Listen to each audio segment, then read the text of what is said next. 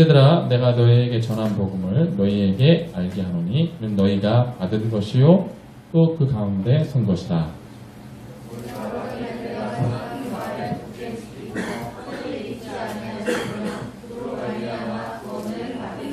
내가 받은 것을 먼저 너희에게 전하였노니 이는 성경대로 그리스도께서 우리 죄를 위하여 죽으시고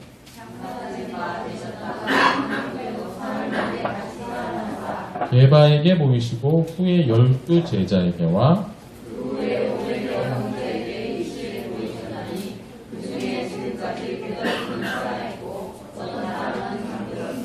그 후에 야고보에게 보이셨으며 그 후에 모든 사도에게와 맨 나중에 만삭되지 못하여 난 자 같은 내게도 보이셨느니라. 아멘.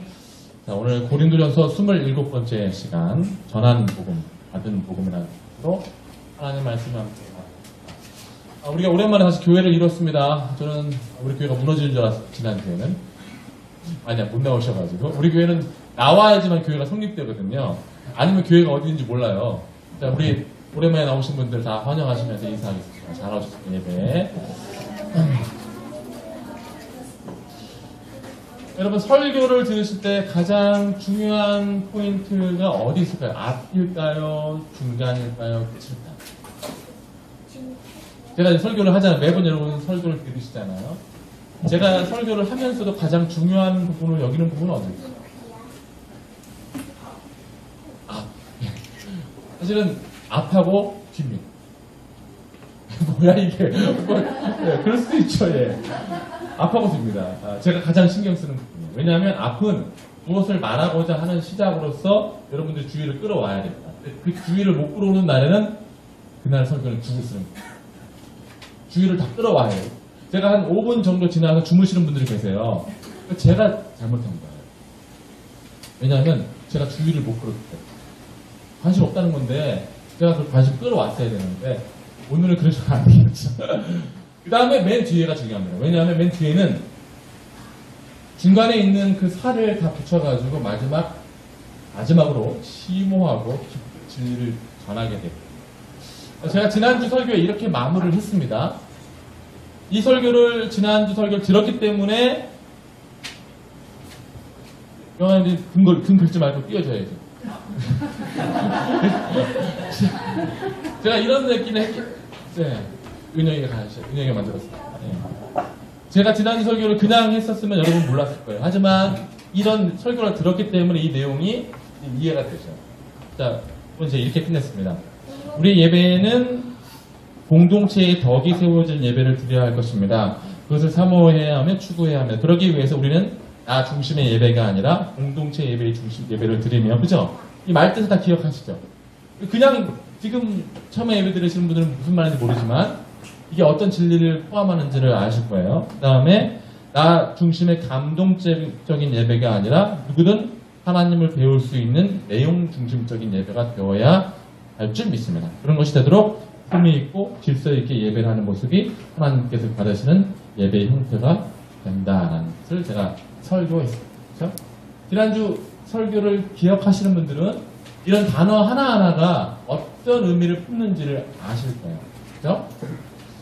이 얘기를 왜 하냐면 그러니까 처음에 설교라는 것이 이렇게 시작해서 중간에 막 열심히 전하고 끝으로 해서 끝나는 것이 아니에요. 용두사미가 아니에요.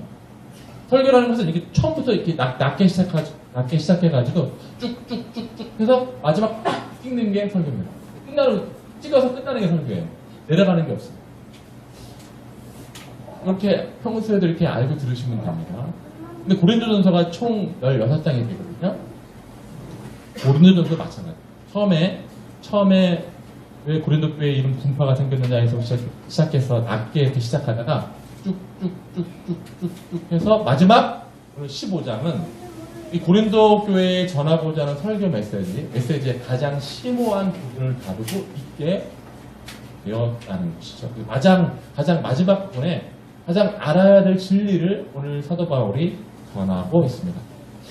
우리가 지금까지 고린도 교회를 살펴보면서 사도 바울이 이 고린도 교회에 계속 지적하는 부분들은 이들이 여러 가지 영적, 육적, 교회적으로 이들이 원래 가져야 될 신앙의 어떤 본질적인 내용과 많이 달라졌음을 지적하고 있었고요.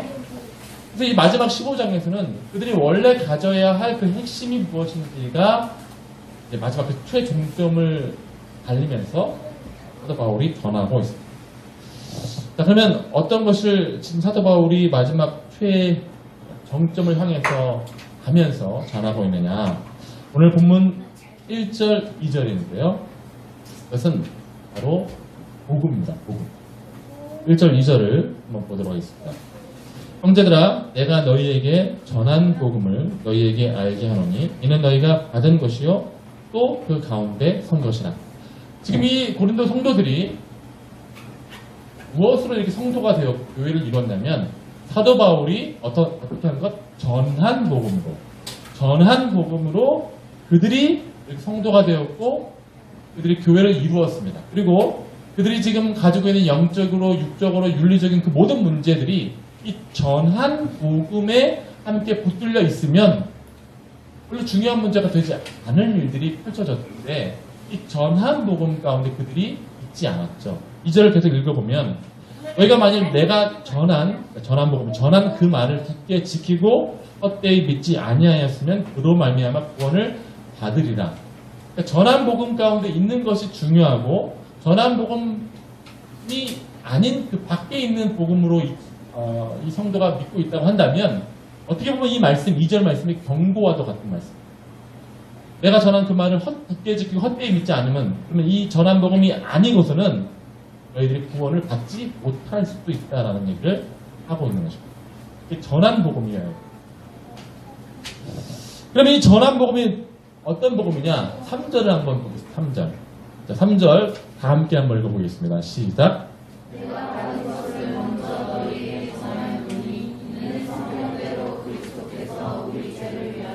거기까지.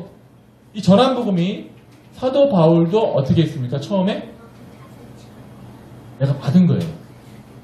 그러니까 지금 전한 복음이라는 이 전한 복음은 그냥 복음이 아니에요. 사도 바울이 그냥 자기가 어떤 연구해서 혹은 심령이 불타가지고 막 전한 것이 아니에요. 이미 초대교회에 형성되어 있는 역사적이고 사도적인 사도들이 함께 공통하고 있는 그 복음을 내가 들었고 내가 너에게 전했다라는 것이에요. 그리고 그 복음이 너희들 듣게 할 것이고 구원을 얻게 할 것인데 너희들이 전한 복음에서 지금 떠나 있다라는 얘기를 하고 있는 것입니다. 그러면 그 당시 다른 복음이 있었느냐? 그렇죠. 아무리 예수 이름이 들어가고 하나님 이름이 들어갔다 할지라도 그것이 사도적이거나 역사적인 어떤 그들 가운데 있었던 초대교회의 그 지도자들 가운데 있던 복음이 아닌 것은 다른 복음이 됩니다. 그래 말씀 한번 볼까요? 고린도 후서 11장 4절 말씀. PPT에 나옵니다. 자, 읽어드립니다. 만일 누가 가서 우리가 전파하지 아니한 다른 예수를 전파하거나 혹은 너희가 받지 아니한 다른 영을 받게 하거나 혹은 너희가 받지 아니한 다른 복음을 받게 할 때에는 너희가 잘 용납하라. 복음에도 다른 복음이 있다는 거예요. 계속해서 갈라디아서 1장 6절에서 9절까지 말씀하겠습니다. 자, 읽어드립니다. 그리스도의 은혜로 너희를 부르신 이를 이같이 속히 떠나 다른 복음을 따르는 것을 내가 이상히 여기노라. 다른 복음은 없나니 다만 어떤 사람들이 너희를 교란하여 그리스도의 복음을 변하게 하려 합니다. 이 다른 복음은 어떤 복음이에요? 그리스도가 다 들어가긴 했어요. 또 하나님도 들어가긴 했어요. 그러나 변한 복음. 8절. 그러나 우리가 혹은 하늘로부터 온 천사라도 우리가 너희에게 전한 복음 외에 다른 복음을 전하면 저주를 받을지어다. 우리가 전에 말하였거니와 내가 지금 다시 말하노니 만일 누구든지 너희가 받은 것 외에 다른 복음을 전하면 저주를 받을지어다.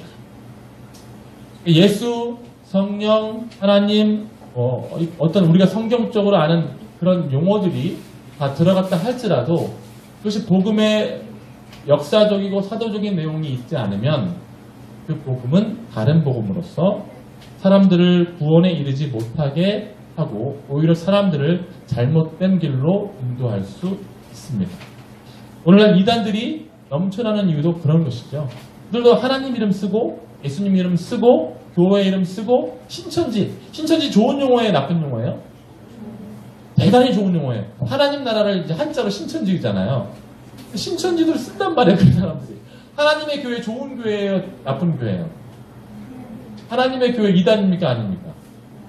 이단인데 하나님의 교회는 성경적인 용어잖아요. 우리 교회 하나님의 교회잖아요. 그렇죠? 근데 이단들 다 썼어요. 하지만 말의 뜻을 살펴보면 그들이 사도적이고 역사적인 복음의 내용이 아니라는 것이죠.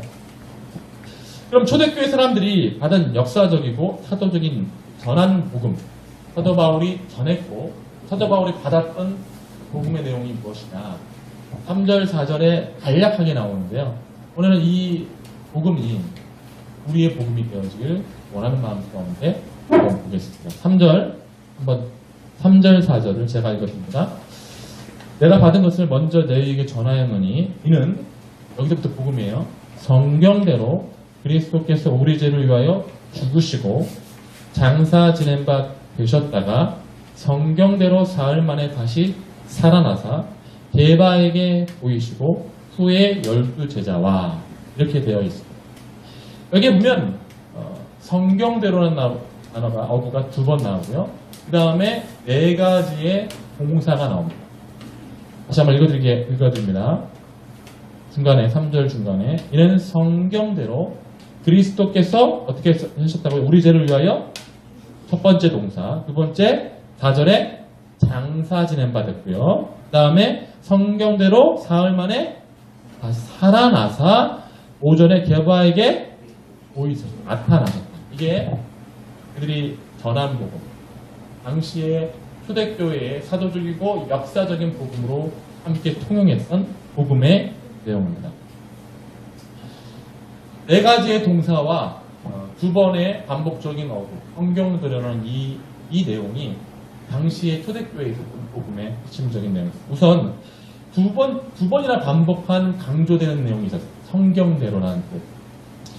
이 성경대로라는 말은 이 예수님이 이 행하신 일이 단순히 예수님이 자의적으로 행하지 않았다는 것을 증명하는 것이고요. 또 성경대로라는 말은 우리가 원하는 복음이 아닌 하나님께서 원하셨던 복음이 실행되어졌다는 것을 의미합니다. 우리는 복음하면 우리가 좋은 것을 취하는 것, 우리가 구원받는 것으로서의 우리에게 좋은 것을 얘기합니다. 그러니까 복음하면 우리 것이라고 생각을 해요. 그러나 복음은 누구의 이야기냐면 하나님의 이야기로서 성경에서 계속적으로 하나님께서 하시고자 하는 우리를 구원하시고자 하는 하나님의 의지를 드러낸 것이 복음입니다. 긴 세월 동안 성경대로 쓰여진 내용들이 예수님 안에서 실천된 것이죠. 여러분 초대교회에서 성경은 어떤 것이 성경이었을까요? 신약 성경이 없었을 때에 오직 성경은 뭐만 있었죠? 당시에 구약 성경만 있었죠. 초대교회에서 이 당시에 지금 이 성경대로 쓰였다는 말은 당시 초대교회는 신약 성경이 없었으니까 구약의 성경대로라는 얘기예요. 구약에서의 성경대로라는 이 말 안에는 하나님께서 태초부터 예수님이 탄생하시고 죽으시는 그때까지 예수님을 계속해서 예언하고 있고 예수님을 보내겠다는 의지를 이 성경대로 말씀하셨고 결과적으로 예수님이 이 땅에 나타나셨다. 그 일을 성취하셨다라는 것입니다. 그래서 당시의 유대인들은 이런 예수님이 오실 거라는 얘기를 다 알고 있었고 메시아라는 그런 사상들을 다 가지고 있었죠. 근데 여러분 여기서 중요한 것이 있습니다. 당시 유대인들이 메시아를 다 기다리면서 간절히 바랬는데 그들이 그 메시아를 기다리면서 성경대로의 메시아를 기다리지는 않았어요. 당시에 그들은 로마의 압제 가운데 있었죠. 그들이 원했던 메시아는 로마로부터 자기들을 해방시켜줄 그런 메시아였어요. 그들이 요구했던 그러니까 하나님의 모습, 그들이 요구했던 메시아의 모습은 성경대로의 모습이 아니에요. 자기가 원하는 것으로서의 메시아, 그런 복음을 추구했죠. 하나님께서 원하셨던 것은 그런 것이 아니라는 것을 잘 알고 있죠.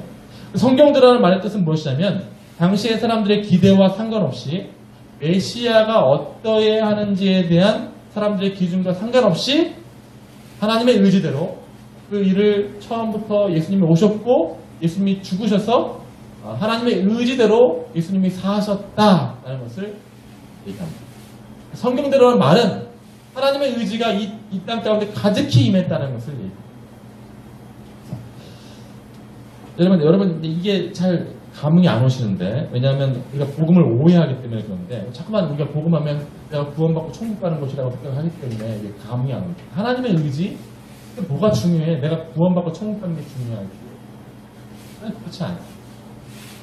이와 비슷한 느낌의 얘기가 하나 더 있는데, 우리 로마서 5장으로 한번 가볼게요. 제가 지난주 말씀 로마서 5장 만약에 우리가 원하는 대로만 된다면, 우리가 원하는 것을 얻는 것으로 복음이 축소된다면, 복음 자체가 하나님의 이야기가 아니라 나의 이야기가 되거든요. 복음이 대단히 단순하고 이게 조그만 느낌이 돼버립니다. 5장 6절 한번 보겠습니다. 다 함께 한번 6절을 한번 읽어볼까요? 6절, 7절까지 함께 시작. 우리가 아직 연약할 때에 기약대로 그리스도께서 경건하지 않은 자를 위하여 죽으셨도다. 의를 위하여 죽는 자가 쉽지 않고 선인을 위하여 온감히 죽는 자가 꼭 있거니와. 거기까지요. 여러분 이 말씀이 보니까 참 감동이 됩니다. 왜냐하면 우리가 아주 연약할 때에 우리 같이 경건치 않은 자를 위해서 하나님께 죽으셨대요. 죽으셨다. 의를 위하여 죽는 자가 쉽지 않고 선인을 위하여 온감히 죽는 자가 혹 있거니와 우리를 위해서 죽으셨다. 참 감동되죠. 그래서 하나님이 날 위하시는구나. 그 정도로 복음이 끝나버리면 안 돼요. 이 문장 안에서 가장 중요한 것은 경건하지 않은이라는 뜻이고요. 두 번째는 기약대로라는 뜻이에요. 경건하지 않은이라는 영어 단어는, 여러분 하나님의 영어는 뭐죠? 가신데 경건하지 않다는 것은 ungodly, 하나님과 같지 않다는 뜻입니다. 하나님과 같지 않은 자를 위해 죽으신 거예요. 이게 복음이에요. 하나님과 같지 않은 것. 하나님과 같지 않다는 말은 언가시기 때문에 이질적인 거예요. 이질적인 건 뭐냐? 제가 1세대 때도 얘기했지만, 여러분 지금 여기 만약에 지금 여기 갑자기 제가 사실 여러분 본 적이 없겠지만 저는 본 적이 있어요. 과테말라에도 있대요. 제가 물어봤는데 요만한 쥐 본 적이 없으시죠? 저는 본 적이. 해군들은 배에 항상 이런 배들이 쥐들이 타요. 이런 쥐들. 이 쥐들이 만약에 여기 나타났다. 그럼 우리는 어떻게 합니까? 예배와 상관없이 모두 다 나타나가지고 요 발 사이로 지나가고 있다. 그러면 다 가만히 있습니까? 놀라고 자빠지죠. 여기서 막 날아가고 소리 지르고 예배가 순식간에 아수라장이 될 것입니다. 왜 그렇죠? 걔는 예배의 초대단예가 아닌 우리와 같은 존재로서가 아닌 이질적인 존재죠. unhuman. 그죠? 우리가 도저히 함께 할 수 없는. 또 그런 애들 또 누구 있어요? 바퀴벌레. 바퀴벌레가 이따 말하니까 날아다닌다. 그러면 뭐 난리 나죠. 그러니까 여기서 경건하지 않는이라는 뜻이 바로 그런 것이에요. 하나님과 우리가 경건하지 않는다는 이 말이 우리가 하나님과 도저히 함께 할 수 없는 그 이질적인 상태. 하나님이 파리채를 주고 반드시 잡아야 하는 상태. 이 상태 때 우리를 위해 죽으셨는데요. 이때 하나님의 의지가 나타난 부사라고 할까? 어구가 나왔습니다. 바로 여기. 기약대로. 이런 상태일 때 하나님께서 기약대로 죽으셨다는 것은 뭐냐면, 이 말은 뭐예요? 하나님이 그 전에 계획이 있으셨다는 것이 없으셨다는 거예요. 하나님이 언가들리한 사람을 살리겠다는 계획이 계속해서 있으셨다는 것이 없으셨다는 거예요. 이게 하나님의 의지가 여기에 기록되어 있는 거죠. 그럼 이 기약대로라는 말은 언제부터일까요? 언제부터? 창조 때부터. 창조 때부터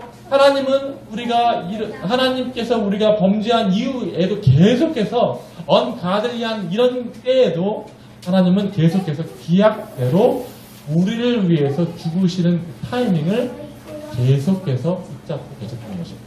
이 기약대로라는 말의 헬라어 원어는 카이로스. 제가 몇 번 말씀드렸지만 크로노스는 지금 몇 시냐면 11시 40분인데요. 이게 크로노스예요. 카이로스는 그런 시간의 정확한 때를, 우리가 알고 있는 물리적인 시간을 얘기하는 것이 아니라 카이로스는 하나님의 때를 가리키는 거예요. 하나님께서 일하시는 때. 예를 들어서 한번 보겠습니다. 마태복음 말씀은 제가 뛰어났나 보이는데, 마태복음 8장 29절 있나요? 제가 읽어드릴게요. 예수님께서 귀신을 쫓아내실 때, 돼지떼에 있는 귀신을 쫓아내실 때 8장 29절에 이렇게 기록되어 있습니다. 이에 그들이 소리질러 이르되 하나님의 아들이여 우리가 당신과 무슨 상관이 있나이까? 때가 이르기 전에 우리를 괴롭히게 하려고 여기에 오셨나이까 하더니, 그 때가 바로 카이로스예요. 그러니까 몇 분 그런 것이 아니라 하나님이 하나님의 작정대로 일하시는, 때가 참에 성경에 나오잖아요. 하나님이 일하시는 그때, 하나님이 역사에 개입하시는 때, 아까 말씀에 5장 6절 말씀에 언가들리한 우리 같은 사람을 위해서 하나님은 계속해서 그 때를 기다리시고 하나님이 이 역사에 침투하셔서 우리를 구원하심을 통해서 하나님이 우리를 향한 의지를 땅 가운데 보여주신 것이죠. 이게 복음의 핵심적인 내용이고, 그 말이 아까 성경대로의 말 속에 있는 의미와 같은 의미를 품고 있는 거예요. 성경대로라는 말도 마찬가지예요. 하나님께서 태초부터 계속해서 의도하셨던 그 내용들이 예수님에 의해서, 사람들은 어떤 관심을 가지고 어떤 복음을 외치지만 메시아가 우리를 로마로부터 해방시켜줘야 한다라는 여러 가지 생각들을 가지고 있지만, 그런 거와 상관없이 하나님의 때에 성경대로 예수님께서 죽으시고 장사 지남가 되었다가 성경대로 부활하셔서 성경대로 나타나셨다. 하나님께서 하나님의 의지대로 우리를 구원하시기 위한 일들을 해나가고 계신다라는 사실들을 보여주고 있는 것이죠.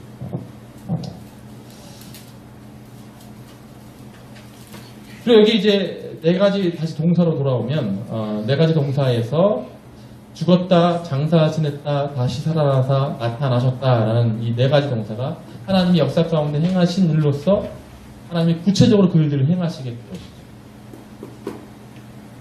근데 이 네 가지 동사 중에 한글 성경에는 잘 나타나지 않지만, 이 중에 죽었다, 장사 지냈다, 다시 살아나사 나타나셨다, 이 중에 이 네 가지 단어는 다 과거형으로 쓰여졌는데, 이 중에 한 가지는 과거형이 아니라 현재 분사형으로 쓰여졌습니다. 현재 완료 수동태로서 하나 쓰여졌는데, 현재 완료 수동태. 제가 지금 쉽게 얘기할게요. 죽었다. 이 말은 과거예요. 과거에 딱 한 번 있었던 일. 다시는 죽는 일은 없어요. 죽었다. 과거로 나왔습니다. 두 번째, 장사 지냈다. 또 과거형입니다. 다시 그런 일은 없습니다. 또 나타나셨다도 과거형입니다. 다시는 그런 일은 없습니다. 그러나 여기에 나와 있는 다시 살아나서라는 말은 현재 완료형으로 쓰여졌습니다. 에게 게르타이라는 그 헬라어 원어상에서 현재 완료형으로 쓰여졌습니다. 이 말은 뭐냐면, 우리가 왜 죽은 사람 묘비에 가면 1935년, 2018년 이렇게 써 있잖아요. 이 말이 뭐냐면 2000년 전, 지금부터 서기 4년부터 지금 쭉 해서 지금까지라고 써 있는 거예요. 다시 살아나사라는 이 현재 완료형의 의미가 뭐냐면, 그때부터 시작해서 지금까지 계속해서 살아나사라는 의미를 가지고 있어요. 이게 당시의 역사적이고 사도적인 복음의 핵심적인 내용. 제가 사실 이걸 분해한 영어 띄워드리고 싶었는데 시험에 들릴까봐 제가 못 띄워드리고 싶어요. 그렇습니다. 이게 무슨 얘기를 갖느냐? 저를 한번 따라서 합니다. 모든 기준이 바뀌게 되었다. 우리 에베소서 말씀을 한번 찾아보겠습니다. 에베소서 1장 18절 말씀 세 번역 성경을 한번 보여주시죠.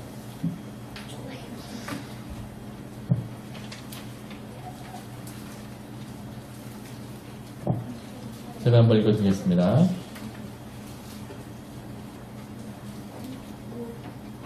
여러분의 마음의 눈을 밝혀주셔서 하나님의 부르심에 속한 소망이 무엇이며 성도들에게 베푸시는 하나님의 영광스러운 상속이 얼마나 풍성한지를 여러분이 알게 되기를 바랍니다.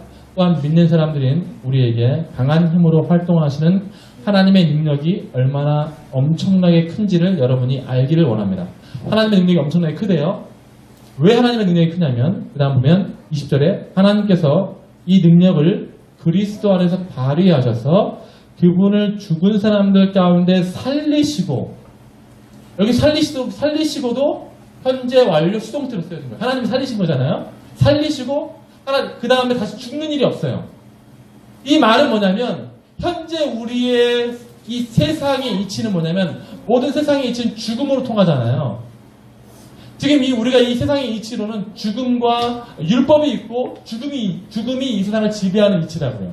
다 죽어요. 그렇죠? 그러나 지금 이 다시 살아나사가 현재 완료형으로 있다라고 하는 것은 뭐냐면 다시 살아나사는 그 의미로서 이 세상의 이치가 뒤집어졌다는 걸 의미하는 거예요. 다 죽는데 그것이 세상의 이치잖아요. 그런데 이 예수님으로 인하여 하나님의 능력을 보이시사 하나님께서 그 예수님을 다시 살리시사 그 다음 말씀에 보면 하늘에서 자기의 오른편에 앉히셔서 지금도 살아 계시잖아요. 이 말은 세상의 모든 이치가 죽음으로 달려가고 있는 이치가 무너졌다는 것입니다. 즉 기준이 바뀌었다는 거예요. 지금의 기준은 율법이고 율법을 지키지 못하는 모든 사람들은 죽음에 이르는 것이 지금의 기준입니다. 그러나 지금 세상의 기준이 이제 바뀌었다는 얘기예요. 바뀐 기준으로 하나님께서 예수님께서 보호자 우편에 앉아 계시고 모든 것을 새로운 기준으로 적용시키시는 것이죠. 그래서 우리에게 구원이라는 것이 다가올 수 있게 되고요. 그래서 우리에게 부활이라는 것이 다가올 수 있게 되는 것이죠. 21절 말씀. 자기 오른편에 앉으셔서 모든 정권과 권세와 능력과 주권 위에 그리고 이 세상뿐 아니라 오는 세상에서 일컬을 모든 이름 위에 뛰어나게 하셨습니다. 이 말의 뜻은 뭐냐면 예수님의 이름이 높아졌다는 것이 아니라 물론 높아지셨죠. 예수님의 이름이 이제 기준이 된 것이에요. 모든 세상의 기준이 된 것이죠. 모든 정권, 모든 권세, 모든 능력, 모든 주권은 다 죽음이라는 것을 향해 순종하게 되어 있고 그 죽음의 권세 아래 그 기준 안에 살게 되어 있습니다. 그러나 예수님께서 하나님께서 그 능력을 발휘하셔서 그분을 죽은 사람 가운데 살리셨다는 것은 뭐냐면 더 이상 그 기준이 우리 사람들에게 적용되지 않고 그 기준이 하나님 나라에 적용되지 않는다는 것을 보여주는 것이죠. 이해되시죠? 그래서 우리가 하나님 나라를 어떻게 상속받을 수 있겠어요? 우리가 영원히 살지 않으면. 이 영원히, 영생이라는 것이 여기서부터 나오게 되는 것이죠. 그럼 계속해서 말씀을 읽어보면 22절에 하나님께서는 모든 만물이 이제 기준이 바뀌었어요. 만물을 그리스도의 발 아래 굴복시키시고 그분을 만물 위에 교회의 머리로 삼으셨는다. 이 교회가 그래서 대단히 중요합니다. 교회는 장차 완전히 세상의 기준이 완전히 바뀐 그 하나님 나라가 임한 오용으로서 하나님께서 이곳 가운데 두신 것이에요. 우리는 어떤 사람들이냐면 그 바뀐 기준을 향하여 믿고 있는 사람들이잖아요. 그렇죠? 우리가 죽을 사람으로 살고 있습니까? 여러분? 우리는 살 사람으로서의 소망하며 살고 있잖아요. 그게 전환복음의 핵심적인 내용이에요. 예수님께서 다시 살아나서 다시 죽으셨으면, 다시 살아나셨다가 다시 죽으셨으면 여전히 예수님도 죽음의 권세 아래, 세상의 이치 아래 묻혀가시는 분이라고요. 더 이상 우리에게는 그런 복음이 없어요. 그러나 다시 살아나서 보좌 우편에 앉아 계시는 것, 스테반이 그것을 본 것, 그리고 사도 바울이 그런 주님의 부르심의 소리를 들은 것, 여전히 살아계셔서 세상의 기준이 완전히 바뀔 것이라는 것을 우리 가운데 주시고 교회를 이루시고 그것을 완성해 나가신다는 것, 그것이 바로 전환복음의 핵심적인 내용이 되는 것입니다. 이런 말씀들이 계속해서 나오게 되는 것이죠. 우리 에베소서 1장 10절 말씀 다 함께 한번 읽어보겠습니다. 시작. 하늘에 있는 것이나 땅에 있는 것이나 다 그리스도 안에서 통일되게 하려 하십니다. 그 말이 이 말. 하늘에 있는 것이나 땅에 있는 것이나 다 완전히 세상의 기준이 이제 그리스도로 바뀌게 되어졌죠. 더 이상 율법이, 여기서 죽음이 한 사람을 휩쓸지 못할 것이다. 주님께서 새롭게 하셨기 때문에. 동일한 말씀 한번 찾아봅니다. 골로새 1장 18절 이하의 말씀. 자, 제가 한번 읽어드릴게요. 그는 몸인 교회의 머리시라. 그가 근본이시요 죽은 자들 가운데서 먼저 나신 이시니. 이 말은 뭐예요? 먼저 났다는 말은 뭐예요? 두 번째가 있다는 얘기겠죠? 먼저 나는 표현이 두 번째는 누굽니까? 우리죠. 먼저 나신 이는 친히 만물의 으뜸이 되려 하시니 주님이 기준이시다. 아버지께서는 모든 충만으로 예수 안에 거하게 하시고 그 다음 20절에 그의 십자가의 피로 화평을 이루사 만물, 또 땅에 있는 것들이나 하늘에 있는 것들이 그로 말미암아 자기와 화목하게 되기를 기뻐하십니다. 예수님께서 하나님께서 성경대로 그의 기약한 바대로 사람들의 어떤 복음에 대한 잘못된 이해와 관심과 상관없이 하나님께서 하나님의 의지를 가지시고 태초부터 계획하셨던 그 일을 실행하심을 통해서 세상이 죽음으로 질서되어지고 세상이 죽음으로 한 줄 서 있는 그 질서를 전복시키셔서 더 이상 세상의 어떤 정권, 권세, 힘과 능력이 더 이상 하나님이 지으신 이 피조세계, 창조세계에 힘을 발휘하지 못하고 오직 예수 그리스도 안에서 다 통일되게 만들어 버리십니다. 그것이 복음의 내용이고 복음의 이치가 되는 것입니다. 지금도 주님은 어떻게 하고 계십니까? 어떤 모습으로 계세요? 우리 예수님은 부활하셔서 하나님 보좌 우편에 지금도 살아나서 계시는 것이죠. 살아 계셔서 그것을 끌고 가시는 것이죠. 주님이 죽으셨다고 한다면 그런 복음의 내용이 없어지지만 살아나서 지금도 함께 우리와 함께 계시기 때문에 이 복음이 우리에게 있고 우리가 함께 교회를 이룰 수 있게 되죠. 그럼 사랑하는 성도 여러분, 제가 아까 설교 마지막에 제일 중요하다고 했는데 이게 제일 중요합니다. 자, 하나님이 살아계시다. 모든 세상의 기준이 죽음의 생명으로 바뀌었다. 또 우리가 교회를 이루고 있다. 그러므로 사랑하는 성도 여러분, 당당하게 사시길 바랍니다.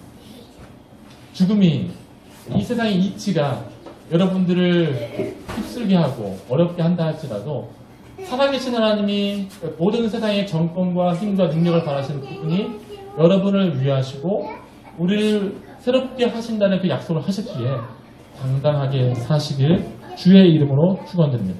저와 여러분은 죽음을 향해 달려가며 사는 것이 아니라 영원한 하나님 나라 죽음을 불려졌기 때문에 지금 이렇게 교회를 이루고 있다는 사실로 증명된 사람들입니다. 그러므로 세상의 어떤 일 때문에 넘어지거나 마음 아파거나 그럴 수 있긴 하지만 그것이 여러분들 전부가 아닌 것을 기억하시기 바랍니다. 기준이 바뀌어요. 그 기준, 새로운 기준이신 예수 그리스도 안에서 살아가는 것이 중요합니다. 이것이 당시에 사도 바울이 고린도 교회 성도들에게 전한 복음. 다음 주에도 얘기하겠지만 다음 주부터 계속 15장 마지막 때까지 부활에 대해서 얘기하거든요. 당시 이 고린도 교회 성도들이 이 복음에 대해서 많이 흔들렸어요. 우리 15장 12절 한번 읽어볼까요? 15장 12절 다 함께 읽어봅니다. 시작. 그리스도께서 죽은 자 가운데서 다시 살아나셨다 전파되었거늘 너희 중에서 어떤 사람들은 어찌하여 죽은 자 가운데서 부활이 없다 하느냐. 그러니까 지금 이 전한 복음 외에 부활이 없다 하는 다른 복음이 그들 안에 팽배하게 있는 것이에요. 근데 저는 한국교회 성도들도 똑같다고 생각을 해요. 전한 복음으로서 이 부활의 핵심적인 내용으로서 우리가 영원하다, 하나님 나다, 예수, 다 십자가 이런 것이 다 그런 의미인데 뒤에 있는 복음의 내용들 다 끊어버리고 딱 하나 앞에 예수님이 나를 위해 죽으셨다. 요거 하나만 붙들고 있는 거예요. 근데 나를 위한 예수님이 나를 위해 죽으셨는데 그 감정이 안 올라와? 나를 위해 눈물이 안 올라와? 그러면 복음이 없는 것처럼 느껴져요. 하나님 여전히 살아계시고 하나님 여전히 우리를 위해서 위하시고 계속 그의 의지대로 기약대로 언젠가 이루어질 하나님의 나라를 기억하시면서 기약대로 때가 참을 기다리시며 일하시는 중인데 우리는 우리의 감정을 따라 십자가가 오늘 안 느껴지네? 그럼 복음이 아니네? 이 사람들처럼 그렇게 복음을 폄하하며 복음 안에 있는 그 부활의 내용, 하나님께 세상의 기준을 바꿔버린 그 부활의 내용들을 빼먹어버리고 당당하게 살지 못하고 초라하게 예수님을 믿으면서도 예수님을 믿지 않는 것처럼 사는 내용들로 우리가 복음을 여기고 있다. 사랑하는 성도 여러분, 복음은 우리의 이야기가 아닙니다. 그래서 참 감사하죠. 복음은 하나님의 구원 이야기입니다. 복음은 하나님이 하시는 일로서 하나님의 그의 의지를 성경대로 기약한 대로 반드시 이루실 내용입니다. 그 복음 안에서 모든 세상의 이치가 바뀌었음을 믿어야 하며 그 복음 안에서 이제는 살아야 함을 고백해야 그 복음 안에서 살아가는 것이 저와 여러분의 성도로서의 삶이 되는 것이죠. 사랑하는 성도 여러분, 모든 세상의 기준이 되시는 우리 주님을 굳게 믿으시고 주님이 우리를 복되게 하신다는 사실들을 붙잡고 나아가시는 그런 믿음의 사람들, 그런 기준에 맞게 살아가는 사람들 되어지기를 주의 이름으로 축원드립니다. 우리 옆에 있는 분들과 마지막으로 한번 교회를 이룬 우리가 함께 건면하도록 하겠습니다. 복음 안에서 당당하게 삽시다. 초라해지지 맙시다. 초라해지지 마시고 복음 안에서 이미 우리가 새롭게 산 그 내용 안에서 새로운 기준으로 사시기를 주의 이름으로 축원드립니다. 기도하겠습니다.